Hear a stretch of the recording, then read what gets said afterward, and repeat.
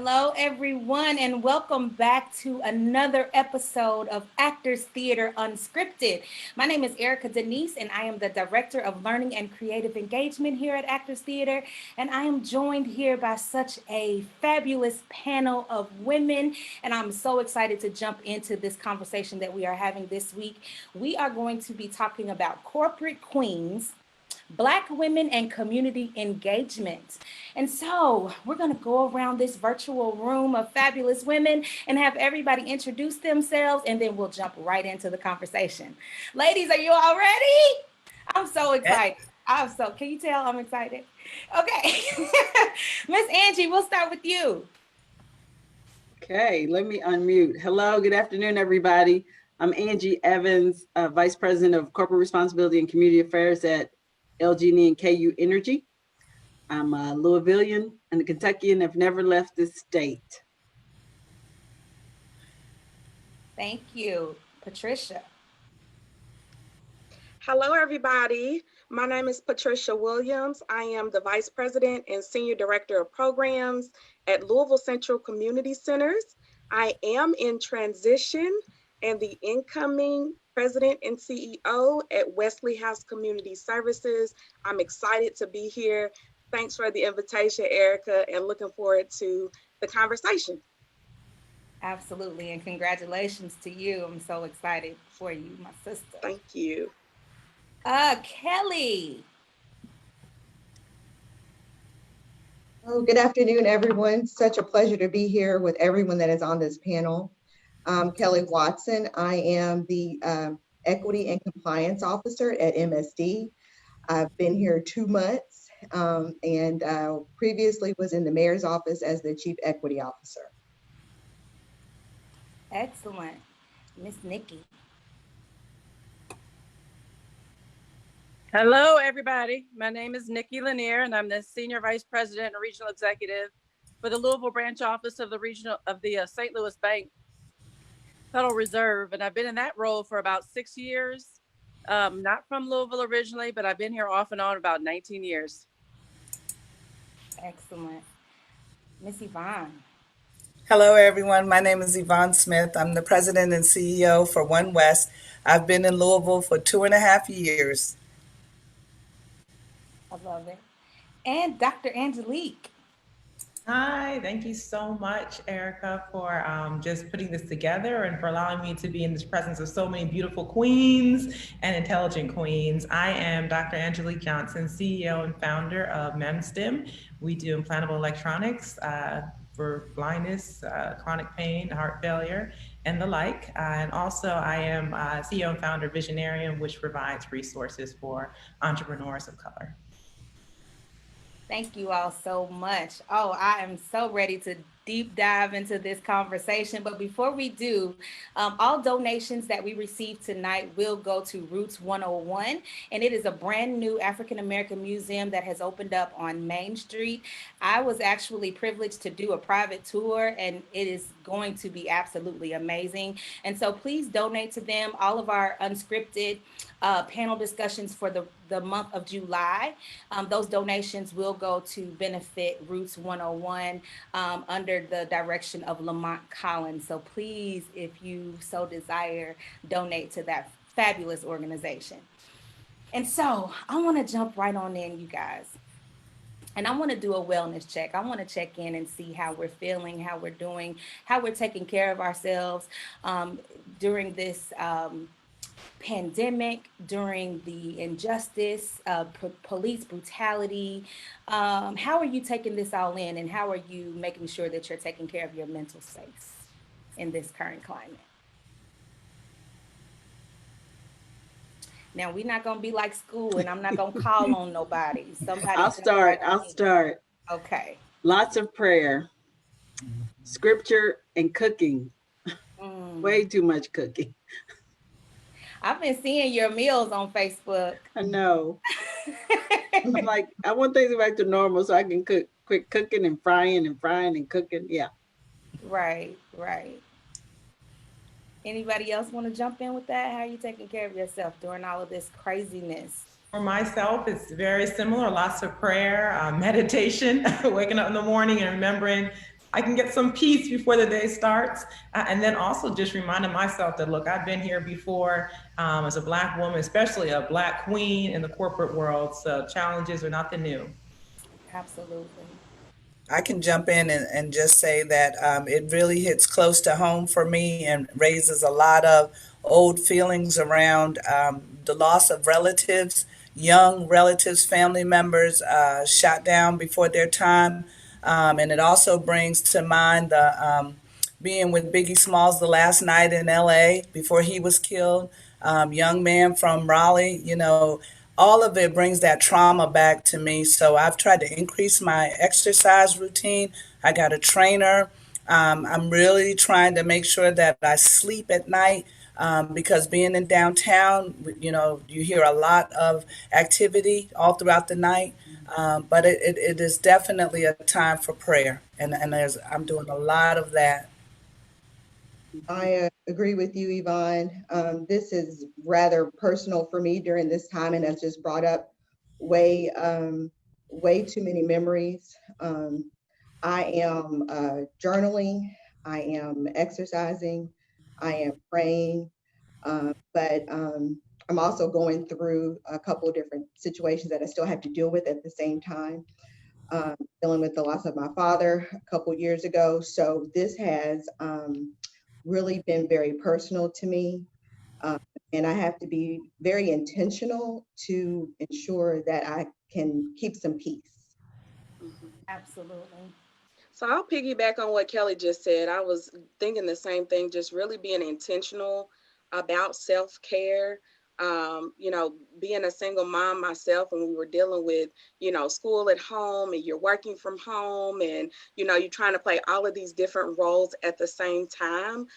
That was definitely a high stress time. So figuring out times just to walk away from everything. Sometimes I found myself sitting in the car just to get away from the kids and just to, you know, just take a woosah moment. So that can involve going to take a walk, going to work out, you know, prayer, all of those things, listening to some good gospel, Kirk Franklin, you know, making me smile, whatever it takes. I just try to make sure that when I need a break, that I take a break.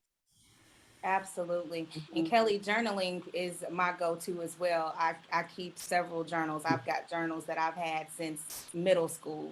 And so journaling is very therapeutic for me. And I actually, I hired a trainer as well about 3 weeks ago. And exercising definitely has helped me, you know, during all of this. You know, you just never know how much exercising can help you de-stress, you know. Okay, so I'm gonna move on to the next question. As a Black woman, how has the color of your skin either prevented you or helped you move up the corporate ladder?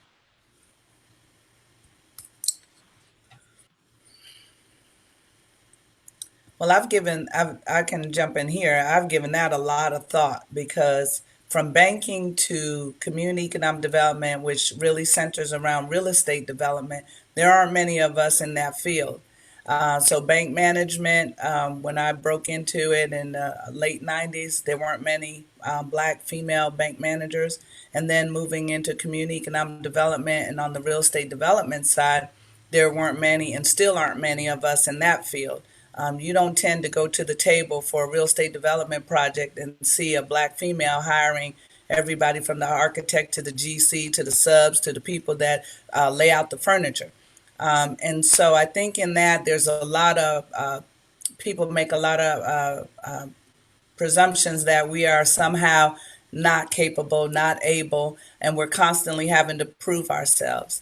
So I would just say that that has been a really big struggle, and I've found a lot of support, I think, with other women in various fields, and then some men also, but it has been a very eye-opening journey. And Thank then I you. guess I jump in here for me. You know, there's this dichotomy is the because of and the in spite of dichotomy. So I think if I look at my career, I started out practicing law, and then I spent a lot of time in human resources for different companies, public sector, private sector, large, small, East Coast, West Coast. And now with banking, there are times where I'm very clear. I have been very clear that, you know, being Black helped me get the role, in that it was a diversity initiative at play, either subvertly or overtly. There was a need to diversify the pipeline, and somehow I maneuvered my way with my skill sets in tow through that. So there's some definite because of moments that I think that helped amplify my hiring.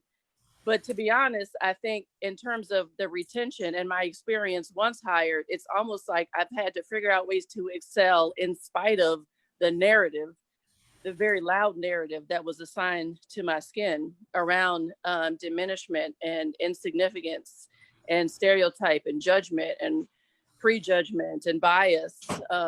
So I think that there's a lot that I had to kind of think about. You know, we all had to think about, and having to battle back messages in the workplace that speak to our not mattering in ways that are unique to, you know, to black folks, and then Black women specifically. Yeah, I would piggyback on that. Totally agree with what you said, Nikki, and say that perhaps being Black or being a Black woman, because, you know, you get to check off 2 boxes if you get any of us, right? Got us invited, or got us in the door, or got us the job. But certainly what we did once we got there kept us. Absolutely. Most places kept us, right? And then, you know, really my point is, even if being Black or being a Black woman got us there, the influence and the voice and the authority and the results that we were able to achieve, you know, happen whether or not we were Black women, because we were smart and we were at some point taken seriously, or invited to contribute, or spoke up, or, you know, whatever that was. So I say, even if it got us at the table, or got us in the position, we had to certainly show how bright and smart we were to stay there. Right. And usually when you were in that space, you're the only one. So it's really important that as you move through it and you're successful in it, that you leave room for other people, because it's a weight. If you fail in that, then there may not be any other open doors for anyone behind you. That's right. That's right. Yeah. If we are the only one around the table, then we are all the impression and history making that's happening right there. Just what Kellie said, to make way for whoever's going to come behind us. And it really is a double-edged sword, because on one hand, you know, you have, I don't know if I prescribe to this term, but, you know, you got that Black girl we call magic, you know, Black man call swag. You have this mysticism that when you come in as a Black woman and you own the room, and, you know, you're highly intelligent, you know what you're saying, that people, because they didn't expect much because of the bias, they're just blown away. Oh, whoa. And just like any other, you know, oddity, which is really the bias is really framing it, you know, oh, I got to have this in my corner. You know, I need this around. The double-edged part of that is they really want you around in some cases because of the entertainment factor. They may not say that. There's an entertainment factor to that. And, but, you know, you can leverage that, and being a startup founder, you know, having to deal with investors, having to deal with business people, having to start my own company, you know, any edge you can get. However, being a Black woman and being in the startup space, being in the entrepreneurial space, it also fights directly against you, because people on one hand is like, yeah, I want to invite you to the parties, and yeah, I want to invite you to a meeting, and yeah, I might want to invite you to dinner and all this other stuff, but sometimes it does not lead anywhere substantial, because it was just, when the entertainment is worn off, I don't know you, I don't trust you, everything I've seen in the media says that you're not trustworthy with money, and so that really fights against you. So it's this kind of, you know, yin and yang of, you know, yeah, I want to let you into the door, maybe for diversity reasons, or because I just happen to be interested in, you know, what you carry in that light.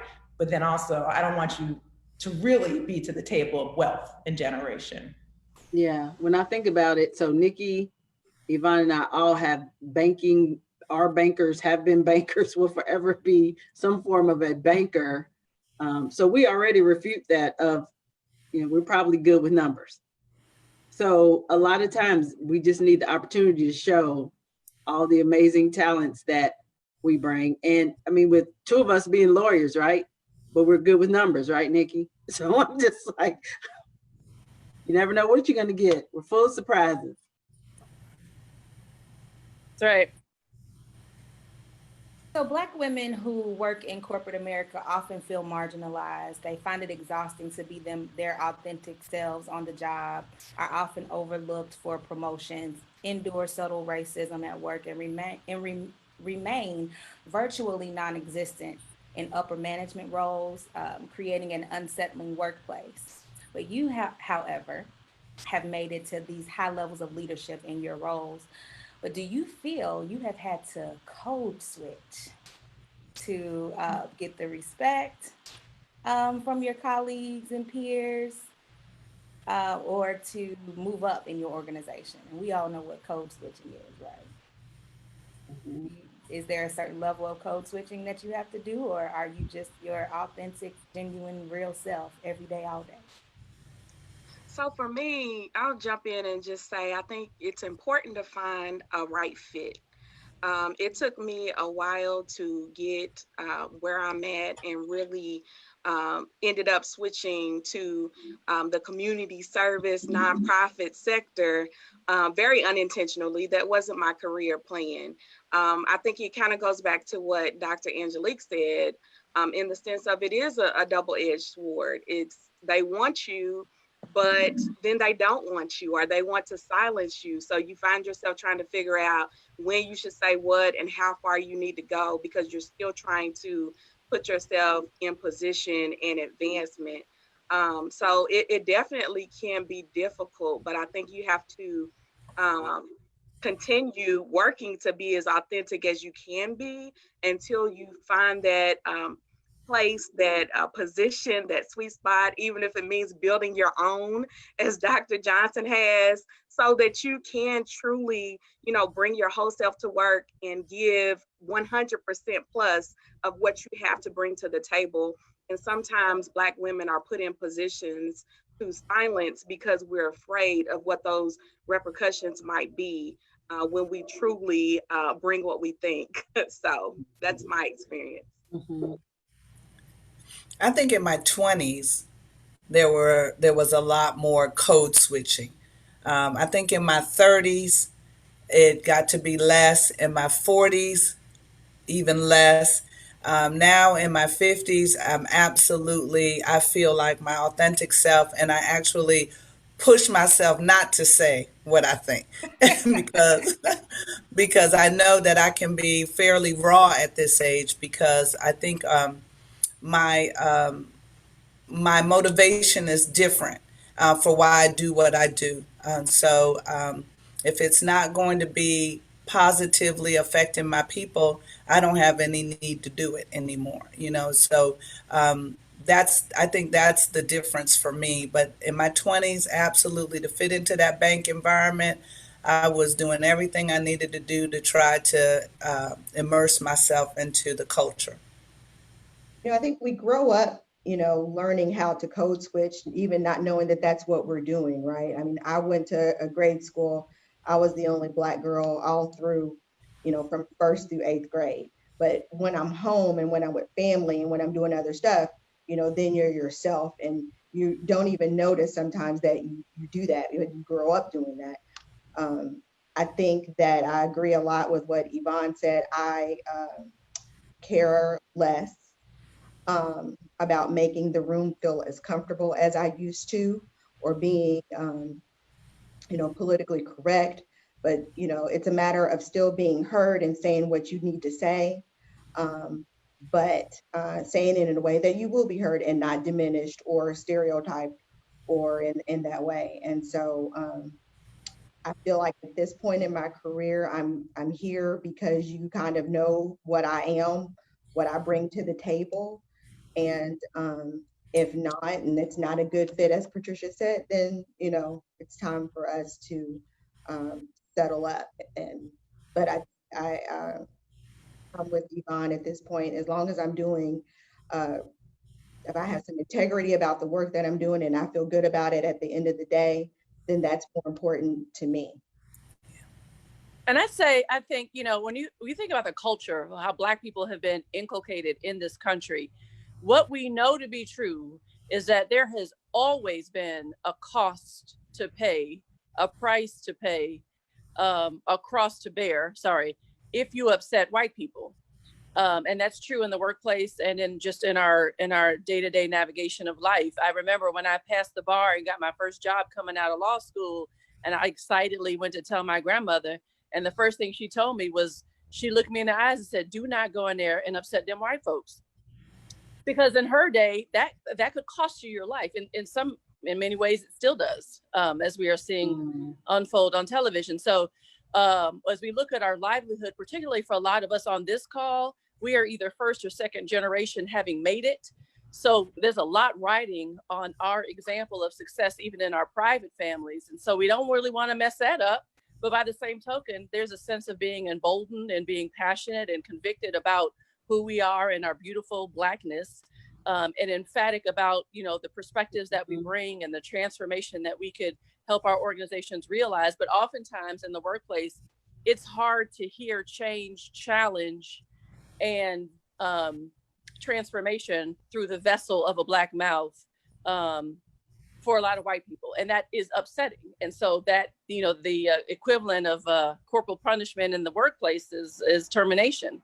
So there's always been a risk to being our authentic selves and bringing all of us our full potency to the workplace, because it could be met with discomfort, and white discomfort is far more costly than Black. I think that's also sometimes why we oppress each other, because it seems to be the easier route. We can be microaggressive with one another when we might not be that way with our white peers. And I think it's sometimes because it seems like the easier route in order to exemplify our frustrations.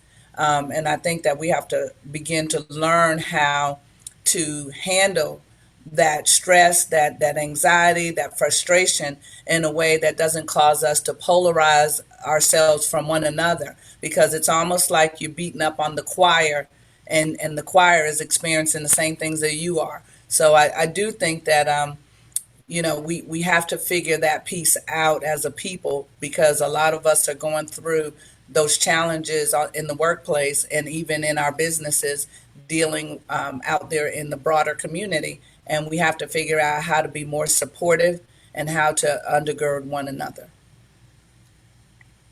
I do want to make one comment, which is, I agree with everybody. As I kind of got more established, or I'm getting more established in my career, I have more freedom, and I just don't have the patience to really be anything else. But that doesn't mean that I do still have to code switch. Anytime you walk into a new environment and it's a new situation, you have to prove yourself all over again. So I have to do it. And I think that we do ourselves a disservice by pretending that there's any other thing than code switching when it comes to mentoring younger women that are coming up in the system. Because I'm seeing a lot of younger women that unfortunately we haven't arrived yet. And I believe they see us as maybe older, and they think, well, we arrived, or they see on TV or they see on social media personalized that, well, everybody's just being themselves. But they don't realize when you step into a corporate environment, we haven't quite arrived there yet. So you actually do still have to have some level of code switching, and to hide that from that younger generation is a disservice, because then they come with their full selves. And just like, Nikki said, the result is corporal punishment by way of firing, by way of being excluded from groups. And so it's unfortunate that we still have to do it, but I know I still have circles where I have to code switch, even if it's culturally code switching. When I moved to Kentucky, it was a total different culture. I kind of went from the East Coast area. I've been around East Coasters. When I came to Kentucky, there were so many relationships that I just, business relationships that just got deaded just because of the way I communicated and talked, which in some cases had nothing to do with my race and more to do with the region I was from. But particularly being a Black woman and being blunt and being forward, there was no forgiveness. Like there was zero. I was surprised. It was first that the amount of unforgiveness there was for that. So I actually am continually code switching even here in Kentucky, because the further you go down south, it's just the level to be authentic in terms of what my concept is coming from up north, it's just different. So, Dr. Angelique, you mentioned mentoring younger women coming up, and Yvonne, you mentioned how we often oppress each other. And so, the question that I have around mentoring is, how do you feel about mentors and mentees? Do you have a mentor? Are you willing to be a mentor? And I wanted to ask that specific question because I have a group of friends, my girlfriends. We're all young professionals coming up in our careers. And we found on some occasions when we approach Black women about mentoring, we find that we run up against a brick wall where Black women do not want to help you, do not want to give you the tips and tricks of the trade. And in that case, we're oppressing each other. And it's almost like, I don't want her to steal my shine, or I don't want her to take my place or take what's mine. And so I'm not going to give any information that could be beneficial to this woman coming up in their careers. And so how do you feel about mentors? Do you have mentors, and are you willing to be a mentor? In one, so I definitely, that resonates exactly what you said, Erica. It has been hard for me to find mentors, you know, black female mentors or Black male mentors.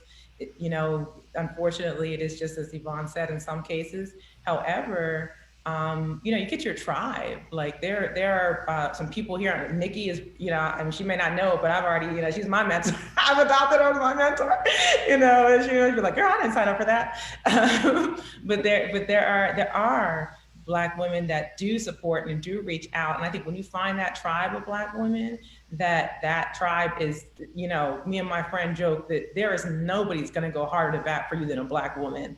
So I don't care what race you are, what gender you are, you know, whatever it is, like, you better find yourself a Black woman, because when she's in closed door in a meeting and your name comes up, she's going to go hard for you. Like we just have that loyalty. And so that, I think that's really important in terms of being a mentor. I think it's so important. I try to mentor as much as I can. Of course, there's only so many hours in the day, but I try to find any way. I have people that we hire that are young, African-American females, people in the community, and just providing that is so critical. I would just add to that, so several layers of answer. One is, when I was younger, I mean, 30 years ago, Erica Denise, I had the same thing. So I remember thinking about going to law school and thinking, you know, I want to go talk to the few Black women attorneys that are in Louisville, right? And just ask them about it or see. And when I think about then, a lot of those conversations you just weren't able to have because, you know, one, I'm kind of cold calling people, right? But then because of that, examples you just said about not being able to find Black women mentors at the time, I'm just very deliberate and intentional about being a mentor. So whether it is internally in my own company, whether it's people who have worked with me, worked for me. I mean, me and Kellie been connected now for 25 years. She knows I'll go to the wall for her. I hired Kellie, she was a little attorney, and I need somebody to come investigate for me when I was director of affirmative action. Been hooked ever since.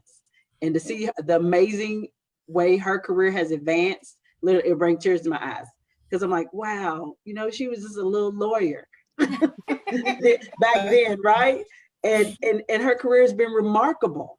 And so I take it very seriously about trying to help people, just because I had that void when I was 20 or 30, you know, trying to navigate my career. And quite frankly, my biggest mentors were white men. And I value that. Dave Armstrong means the world to me. His picture's right now over on my credenza. But Dave gave me chances and advice that, you know, that Black people weren't giving me. And so I think the other things we have to be acceptable to mentors, whoever has your best interest in mind in terms of your personal and professional growth. And while we would all hope that they would be a person of color or another Black woman in particular, it might not be. And so you just have to accept that. What I will say is later on, and this is the way life goes, after I prove myself a little bit, whatever I had to prove, right? Then I was able to get some Black women mentors. And now, I mean, I have some Black women in my corner. I wouldn't trade for anything. But I think, as always, you got to prove yourself a little longer and a little further. And Louisville's just that way too. So those of you from the outside, I'm sorry. I didn't create it, but I live in it. But that is the Louisville way sometimes too. You got to overprove yourself and reprove yourself. Right. Well, I would say coming out of Raleigh, that was when I was coming up in banking, and it was a Louisvillian that was my mentor. So Val Jones became my mentor, and for 20 years it's been a relationship. And I will venture to say that because of that relationship, I don't think I ever applied for a job. I was always recommended for a job up until maybe one time. I think I can remember applying for a job. But Erica, I would invite you and your friends, because I always try to give back in that way. I would invite you all to our table at any time.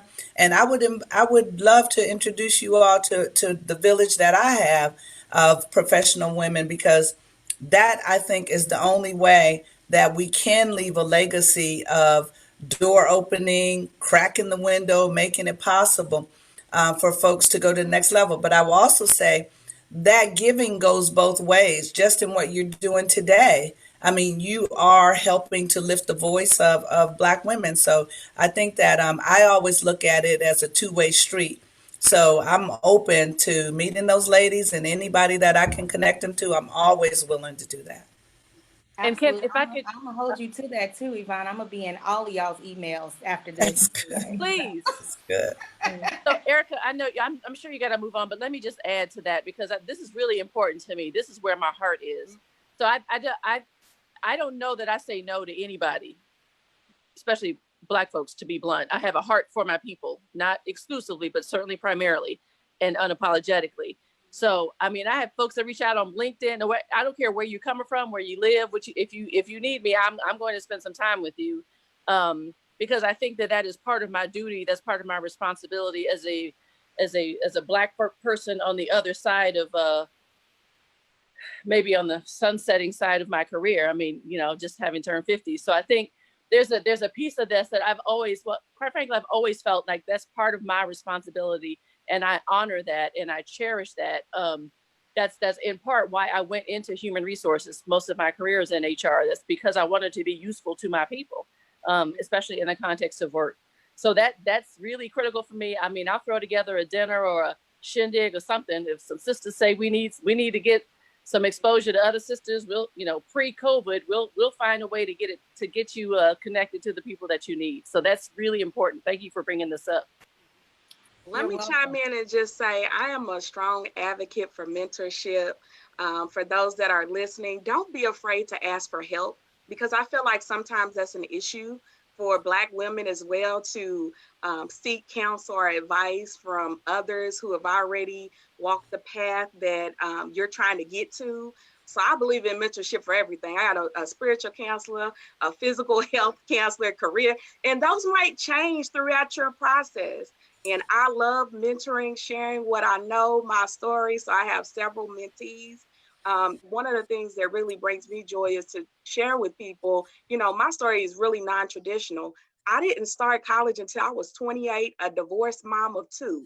So I am able to share with people that it doesn't matter how you started, you can still finish whatever way you choose if you're willing to put in the work. So mentorship, having a coach, it's definitely the way to go, and it can help you in ways you can't even imagine. Thank you, Patricia. You have such a wonderful story to tell. And I saw you posted that on Facebook yesterday, just telling your story about you not starting college until 28.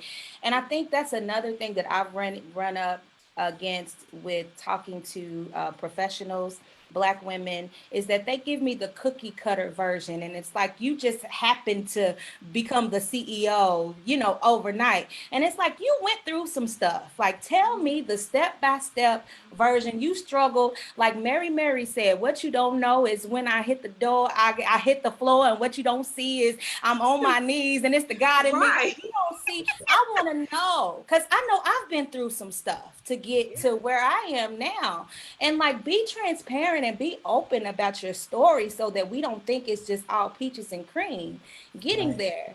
And so that leads to my next question. Like, what was the step-by-step process that you took to get to where you are? So Sure. for me, I don't know Do if you that have was enough? directed Do you to have me or enough anyone. time for us to answer that question? Like, give me I'm like, the now quick that we don't step. get I'm into like, oh. testimony here, because I know I'm looking at the screen and I know many of us we've been single moms. Yeah. We three of us been lawyers who took paths that didn't necessarily mean practicing law at some point. I mean, there's all kinds of twists and turns that life will give you. Right. Yet you persevere. Right. Yeah. Right.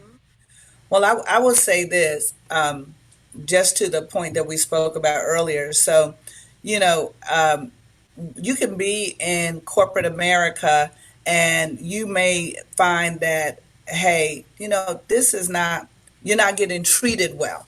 And you might feel that's not the path for you. I think people should not be afraid to make a change. I know for me, I stayed with it with banking, even though I wasn't trained for what I was doing. I had to get trained. And oftentimes I would sit in a department full of white women and I would be spoken to as if like I was an idiot for not knowing how to perform the task of mortgage underwriting. And I just kept taking it and taking it and taking it, thinking one day it's not going to be this way. And so when I did get it and became a top performer, then I had to deal with my mortgages being put under someone else's name and they were getting paid my commission. And so I had to go through that, and later on, to the point we talked about, instead of suing, I tried to negotiate that the bank would begin to hire more minorities and that we would have a check-in every year to see how they were progressing with the hiring and those policies, because that was a way of trying to say, rather than compensating myself, getting myself compensated personally, let's try to do some systemic change. But it hurt. It hurt to be that person that was ridiculed among my peers. But then, as God would have it, later on, I was able to outperform everybody in commercial lending and mortgage underwriting because I had to learn every single detail sitting out in the open area so everybody could see, this woman berate me. Later on from there, going into community economic development, I realized that experience helped to make me pay attention to the detail of commercial development. And so I will say that every hardship may be the preparation for your future. So don't miss the pearls in the experience. Don't miss the pearls, because you never know what God is preparing you for. And I think that's important. Yeah. And you're not going to be successful every time. That's I right. mean, and don't, Right. So learn from the mistakes Yeah. because it's going to happen. And don't be afraid to make those. But that's also where some support comes in, and particularly if you're trying to make a change. I know when I came to Louisville with municipal bond, I was at a municipal bond firm. Well, I didn't want to do that anymore. I know we've got some members people on here, but that's not me. I ended up being a public defender when I came back. I mean, and so that's a wonderful experience, but it wasn't for me exactly either. And that's when I ended up working for Angie as a friend. And that's where I really found, my passion. But as I wanted to explore, ask questions and do some research and investigate, that's when I talked to Nikki, right? Because I was like, I think I want to do HR right now. And so, I mean, at that point, you figure out where it is that you want to be, but at the same time, like I said, don't be afraid to make some mistakes along the way, and make sure that you definitely pay attention and learn from them, because you don't want to make the same mistakes twice. So Right. different if you make some new mistakes, Yeah. but not the ones that you And just don't learned and from. don't be afraid to change. Yeah. Like what's always interesting to me is now people call me for job advice and they say things like, I've been practicing law for all these years, how do I get out? And at first I say, remember, I never practiced law, but I understand the law thing. Like, but because people are always interested in my story about how I've worked in all of the sectors and continue to excel. So, you know, I've been a vice president now in for-profit and nonprofit, corporate America and public sector. And, you know, what I always say is, one, you can't be afraid to change. I love change, right? I do. My career shows it. And what you do is just continue to build on your skill set. So the commonality in my long now 26-year career as a professional, no matter what the sector or where the employer was or what the employer was, is relationship building. So if you realize in every role we have, we are relationship builders. Whether I was a vice president at the bank, whether I was a vice president at the community foundation, whether I'm a vice president at your local utility company. The commonality is in all those responsibilities, I was a relationship builder and successful at maintaining and building relationships. Even back to my government days, in my role as a special assistant to the mayor or as director of affirmative action, it was relationship building. You know, some not so positive, but yet still relationship building. Yeah. Because as investigators, we know this, Kellie, sometimes it doesn't end well for everybody. But what I'll say is, and Louisville is really this big town that is this way. And my dad would always tell me this. My dad's my first and most favorite mentor. My dad was the first generation college grad. I was second, like Nikki talked about. And so what my dad has always said to me is, don't burn any bridges. Yeah. And in this town, it is absolutely vital, because the same people you see coming up, coming down, going sideways, they're going to be the same people you see everywhere. And the same people who behind closed doors will be making decisions that you don't even understand how they will affect your life. Yeah. But let me just say, ladies, I'd say there's also just some bullshit too. Let's be honest. And that you just run into in the workplace. And let me tell you what will be common with all of us, probably on this panel and probably the folks that are tuning in. And that is the narrative that precedes us, Black people specifically, Black people in general, Black women specifically. And that's around you're too fill in the blank, too intimidating, too outspoken, too present, not present enough. So there's always this evaluation around how you present yourself, how you show up. That's either too much or not enough. That is true of every single workplace that I have been in. And the venomous sting of that, though, depends on how pervasive that kind of thinking is in the culture and the region that I find myself in.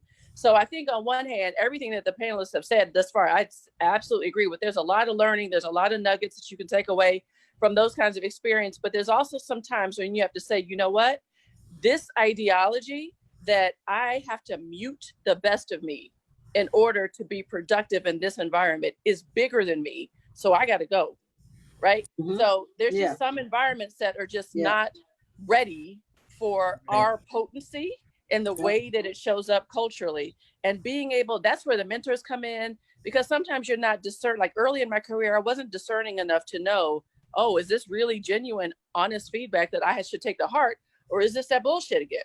Right. So that's why you got to get those mentors around you to help you really understand this is just not the environment for you. And I think others on the panel have said that, like, that is where you go from all the growth that you have in 20s, 30s, 40s, 50s. Well, now 50s, I'm like, if you invite me to the table, I get to decide if I'm coming. Right. And when you invite me, I'm coming with all of me. Right. Because I've earned the right for my opinion to be respected and valued. That's Well, right. and that's your And- asset. That is our asset. Our asset is the way that we've, at this point in our careers, you know, that is the biggest asset, is our perspective. For everybody on this call that I've had the chance to work with and know in community, that's what we're sought out for. When when these kinds of calls are over, when you get the text that you're gonna get after this about how somebody was connected to this moment, it's going to be, they're looking for us to share our perspective and our thought process. Well, the So other that's thing your I can start asset. sharing is that, look, like you said, don't waste my time. Like, I've just gotten to the point now, I'll be sitting in board meetings, I'm like, look, you said that if I did this, that we were gonna get some real action done. We're not getting it done, then you're wasting my time right now. And I guess that maybe that's a faux pas, maybe I shouldn't say that, but I'm like, we got people dying because of social injustice. We got people dying because of COVID-19, and you want a gold star for having put some effort into diversity, not even effort, for having regurgitated something you found on Google, repackaged it into a presentation, and then slapped it up and said, oh, we've done something as a committee or as a board. No, you haven't. And so I think we have to also use that same voice to let people know during the meeting. I don't even wait till after the meeting. I'm not going to even pull you to the side anymore. Are we doing something or are we not doing something? And if you don't feel convicted at this point that you're not doing something actionable for change, positive change, not just change, but positive change, then you should be ashamed that you're inviting me to have my voice as a Black woman on your board or on your committee, but you just want me to give advice and opinions for initiatives that aren't going to impact my community. So what's the point of having me on there? Just like, I'm just a display item. And so that's something for me that I just have been really adamant about. And then speaking about, experiences in the raw deal when it comes to being a Black female, I'm in the engineering space and in the, entrepreneurial space, the startup space. I mean, I've had racism, sexism, sexual assault, all while doing my job. Okay, this is not even talking about the stuff I have to deal with outside of doing my job.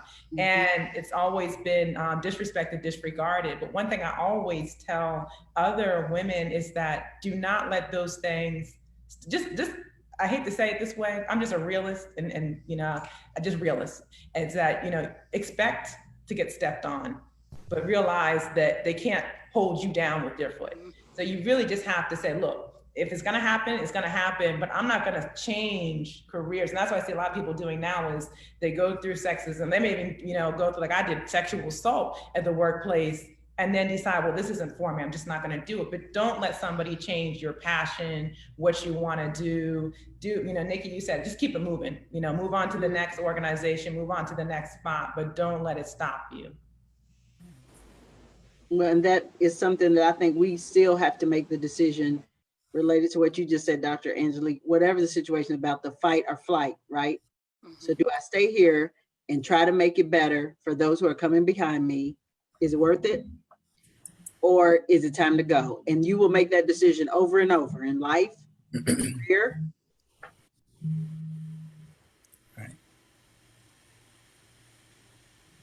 Okay, I'm gonna ask another question, but first I want to take a break and shout out Roots 101 and Lamont Collins. Roots 101 is a new African American museum that is coming to Main Street. It is right next to the Fraser Museum.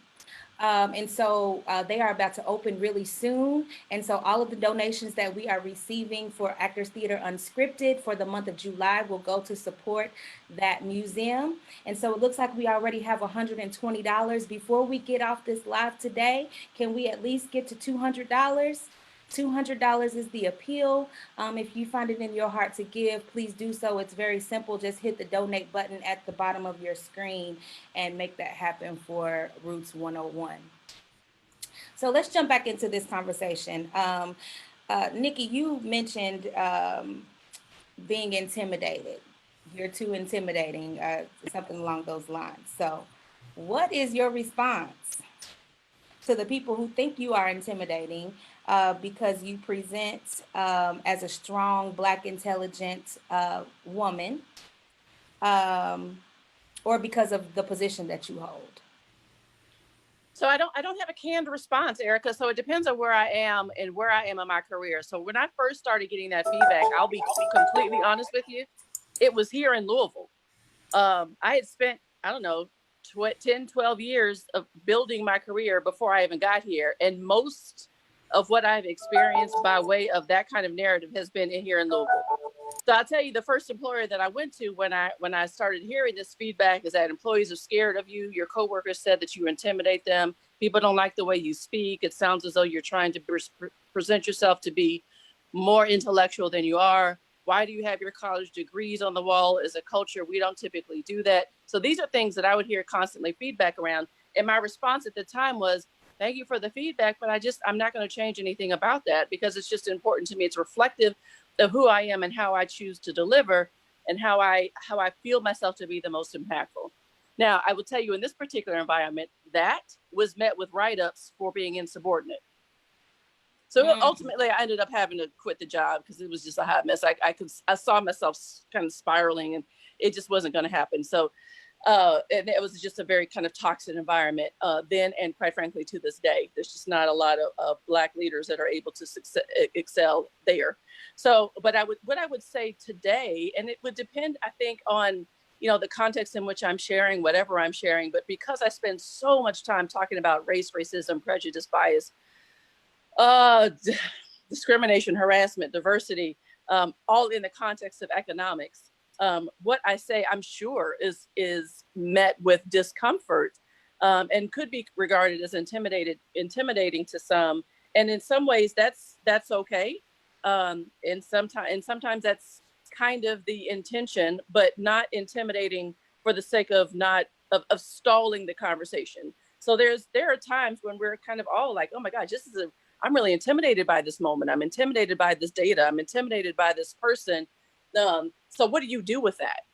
Right. So I'm not going to bear the burden entirely of your reaction to me, but I do want to help you work through it and try to find if there's a common end that would render us in this environment better for it. So I guess that's one way that I would approach it. One of the things that I always say to people, particularly I'm doing equity and I'm doing compliance and I've done that. If you're uncomfortable with where the conversation is or what I have said, then you need to kind of be in that, because on the other side of uncomfortableness is where growth comes. And so particularly now, we're talking about a lot of things that make people are very uncomfortable. They're addressing things that they've never had to address. And you'll know this as well. Sometimes in the room, ladies, somebody can say the same thing that you just said, right? And it's more, if now they're able to hear it, and now it's like, oh my gosh, it's their moment, right? And you're like, oh dang, I just said that. But I mean, right now, my job is to make people feel uncomfortable. So there it is. What about are you all married, or do we have any single ladies here? And how do you feel, if you are single or when you were single, about the men who are intimidated by your success? Ooh, that's been my whole career. Ooh, I've been single for a long time, and I will say that being in a construction related industry, my God, I was so many times, just told to let them handle it, or maybe she doesn't know how to do the numbers, or maybe like even in the most recent project that I did in North Carolina, $100 million project, managed everybody, had multiple partners on larger aspects of the project, but constantly I could see people come to the table and they'd go to the first man, and assuming he would be the owner of the project, the first white man they saw, and that was Black men and white men. And so finally, I partnered up with a Jewish white woman, and everybody that came in the room, she said, you know what, you can change this. She said, sit at the head of the table and call the meeting to order. Don't just let it happen. Sit at the head of the table, call the meeting to order. And she said, and shut that shit down. and and that was it. That began the don't be afraid to let people know you're running this meeting. And I feel like that was important. And, we have to be comfortable owning our role and owning our space because it's time. I don't want to see Black women go through what I went through the last 20 years. I mean, good gracious, people have got to be used to seeing us in the room now. And we've got to be able to our young women have got to be able to speak up and feel confident in doing so. And if they can't, then we've done something wrong, and we need to start breaking down some more barriers, which we know we need to. But hopefully, it's not the barrier of what is she doing here. We got to be beyond that by now. Patricia? So this question was really for me, and I told Erica that we were not going to talk about this. You didn't have to call me out. And we had a good prospect, but he's gone. So here's the thing. When you're in leadership, we all know, ladies, that you're under more than the average amount of stress, right? So you have to really have that self-care. You have to have a good balance outside of work, like we talked about at the beginning of the conversation, and just really having a good, positive, healthy support system at home with your girls. All of that, to me, is really important to just your mental health. So, I mean, to me, you have to have, a partner, a mate that is understanding of all of that, the calls that you might get outside of office hours. When you're in leadership, your time is demanding, and just having someone that's really supportive. And I think, a lot of men in my experience will say they want a powerful Black woman, but they're not ready to handle a powerful Black woman. And you shouldn't have to ever sink down so that they can stand up. You gotta have somebody who's not afraid to, put you on a pedestal and support you, but still be the head as well. So she really tried to slide that in there for me. That's what that was about. But I'm good. Listen, I'm going to add a comment because I'm also on the single train right now. But I think sometimes men just have it so confused. They think if you're a woman in leadership that you want to come home and lead. And at least for Mike, that's not it. I mean, even men that are in leadership don't want it. They just come home and they just want to. Why do they want wives that, just serve them and all that? Because when you've been leading all day long, the last thing you want to do is come home and make one more decision. So just tell me what to do. I don't care. Like, I think but men find us intimidating because they see us out there doing our thing, and they think like, oh man, I got to have all this together to approach her, and I got to have this and the other and that. And it's like, well, yeah, you do have to have yourself together, but you don't have to have all of this together. You know what I'm saying? We just, at the end of the day, we're not looking for somebody, we can, let me not do that. I was going to use an analogy. I have a terrible habit of using the wrong analogies, and then they become inappropriate. But women just want, they just want to relax when they go home. But I do think, especially here, and again, another thing I had to adjust to being here is that I find that men don't approach in this region. And that's very different for me because on the East Coast, they especially up Northeast, they do. And so that's an adjustment period. And I think also the intimidation factor is a little bit elevated here versus in other cities. So I think depending on the city too, it really depends on what it is that men are looking for, their intimidation factor. You're right. And I'll say that. So I've been married now to my dear husband, Calvin, for almost 7 years. But before that, I was single for more than a decade here. And so Louisville's tough for single women in general, but really, Black single women, it's just tough. And my husband was a transplant. He came here for work, and we just met one day, right? I figured God had all this in his sight. I didn't have it in mind. I thought I would never get married again. So keep hope alive, ladies. She was visiting town. No, that's right. She was here on short assignment. praying on a heart transplant. Maybe not that. Maybe when things pick back up for work, somebody who's coming here for work. Right. I'm keeping hope alive. See, because I want to mold my man into what I need him to be. I can't. I want to tell you, what you need to be. And that's my problem. That's why I'm single. Because I'm trying to make him be what I need him to be. You I'm need like Build-A-Bear. Angelique. I love what she said. I want them to just tell me what to do. But Jill Scott said, if you're going to lead, you got to lead. Because if you can't do it, I will do it. If you're going to do it, then do it and do it right. Erica needs Build-A-Bear. Yes. Oh, Exactly. Exactly. Okay, guys. Oh my God, this conversation is so good, and we are at the 1 hour mark. It is 5 o'clock. We are going to run over for a few minutes. If you do have to leave, just hop on off. But I have two more questions. The last one is a very simple question, but I do want to talk about this black hair before we get off. But we did reach our goal, ladies. We are at $225 that is going towards Roots 101. In the next 10 minutes, can we get to $300? Let's get to $300 for Roots 101, the brand new African American museum that is on Main Street, that is going to be a fantastic venue. It's also going to be a venue space that you can rent out. You can look and see the bridge from one of their conference rooms. It's absolutely amazing and beautiful. So let's try to get to $300 to support Roots 101. Okay, ladies, how do you feel about your black hair? Do you feel like you have to straighten your hair for the interview? Do you feel like you can't wear your natural hair? Have you heard that black women's hair is intimidating or threatening? Like, let's talk about it. I just went through this. I just had to take some new headshots that aren't my favorite. But yeah, I'm natural. I've been natural for the last couple years. And it's big. This is small, it's usually bigger. But for my headshot, I really debated. And initially I was just gonna wear it like this. I was like, it is what it is. This is where I am right now.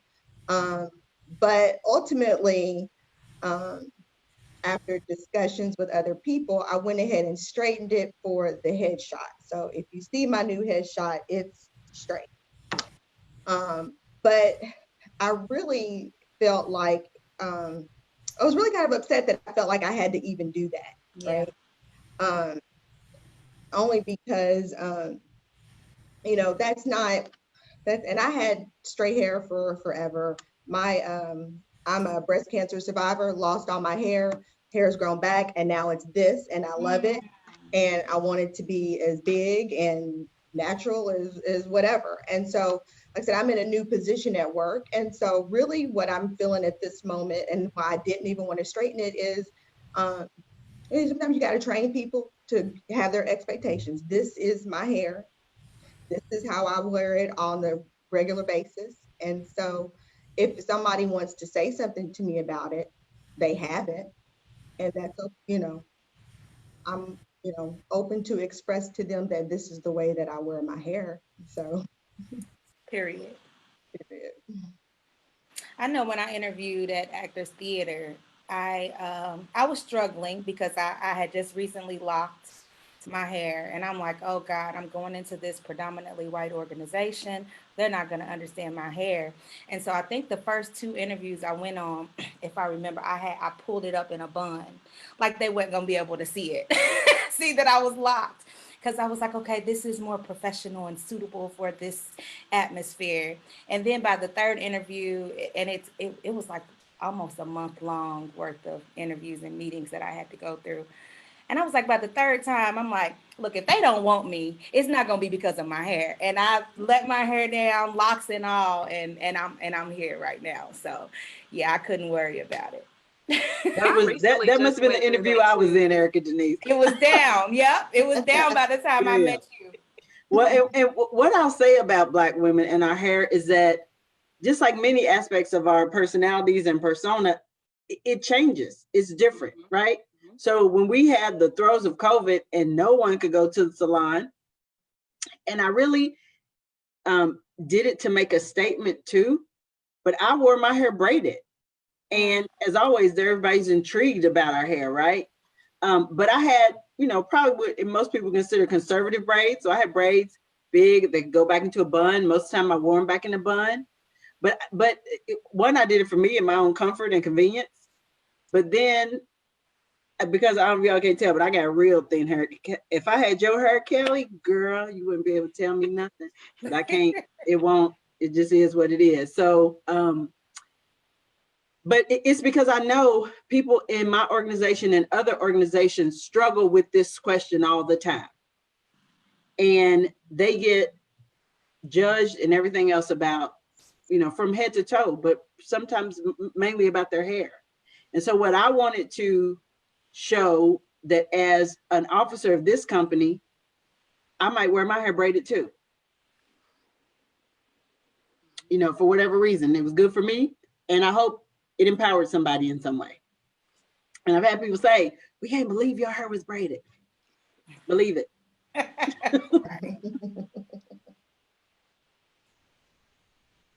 Well, Erica, I'll add one thing to that. Yesterday, I actually was on the other side of the interviewing table. I was interviewing a candidate that was coming in for an engineering position at my company.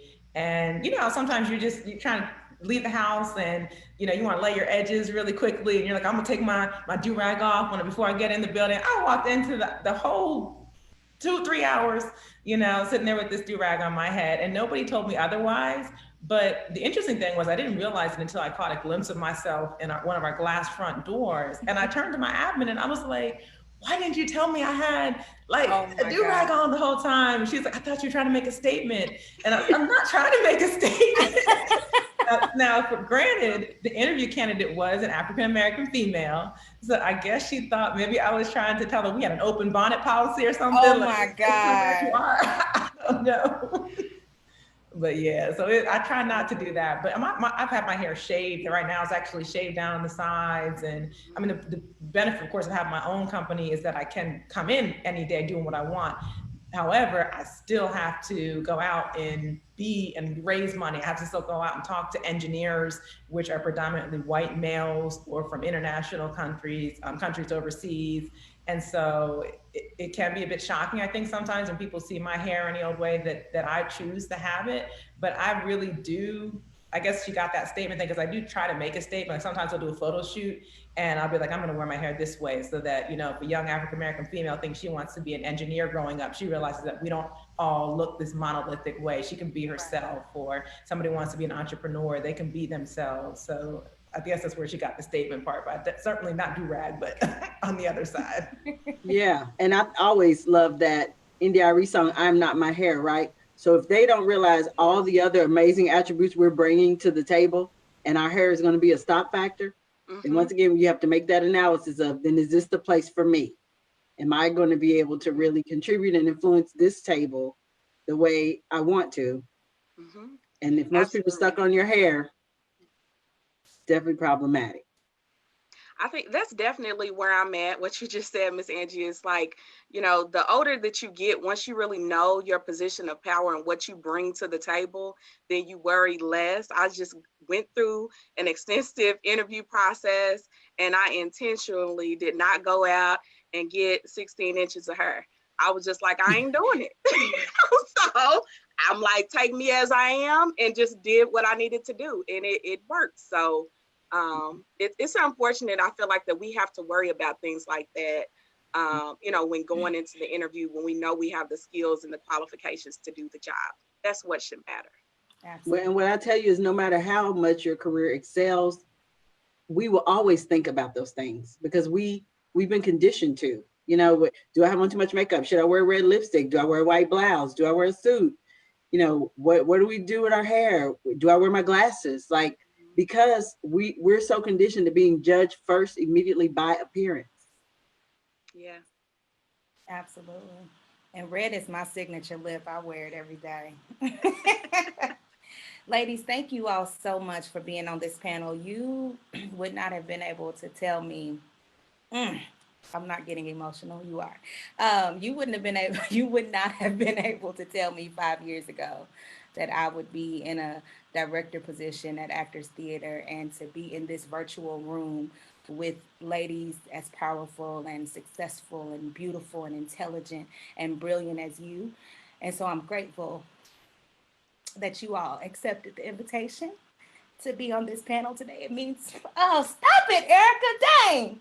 It means more to me than you will ever know. And I will be reaching out to all of you all for lunch dates post-COVID so that we can talk and get to know each other better. Erica, we love you. And some of us know you always cry. I do. baby. Dang, you done You called know me what? That's also a sign that it's gone really well. Oh. Had you not cried, I would have been like, ours wasn't like everybody else's. I cried in the interview, didn't I? Dang. What did we miss? Oh. Had you not cried, I would have been concerned. Yeah, it just means a lot. I've been through a lot, and you just wouldn't have been able to tell me I'd be here today. So, one last question.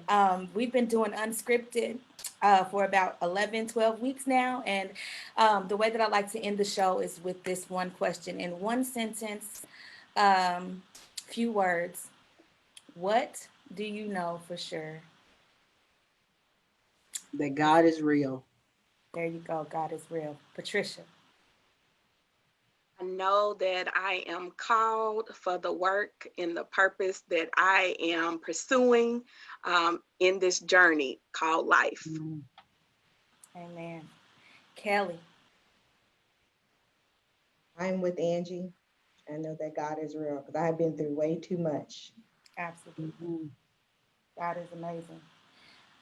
Dr. Angelique. What I know for sure is that no weapon against me shall prosper, and I am certainly never going to be defeated in anything I set my mind with the power of God to do. Absolutely. And Miss Nikki. I know for certain that I'm operating in my purpose, both professionally and personally. Absolutely. Thank you, ladies, so very much. Thank you to everyone that's tuned in. Thank you for all the donations that we received. We were at $240, just $60 short of our goal. So if it's not too late, if you're watching this replay, go ahead and donate, and so that we can get some support to our brother Lamont Collins with Roots 101, the brand new African American Museum. Thank you all so much. Thanks, Erica. Thank you, All right, thank Erica. you. Bye. Thank you. Good to Bye. see you, beautiful ladies. You too. Take care. Everybody ladies. stay Bye. well.